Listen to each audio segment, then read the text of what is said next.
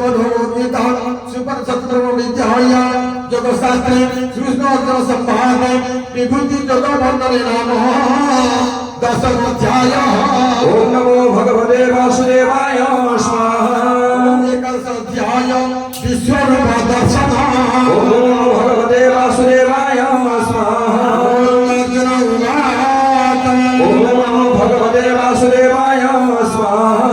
वदनकराय परमं वयं जगत्संहितं सत्ययोगिनं मतस्तेन मोयं विगते मम। ओम नमो भगवते वासुदेवाय स्वाहा।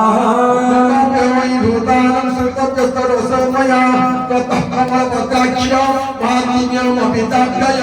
ओम नमो भगवते वासुदेवाय स्वाहा। एवमेतदधातेत्मात्मानं परमेश्वरं द्रष्टुमिच्छामि ते रूपं मय्यपरं पुरुषोत्तम। ओम नमो भगवते वासुदेवाय स्वाहा।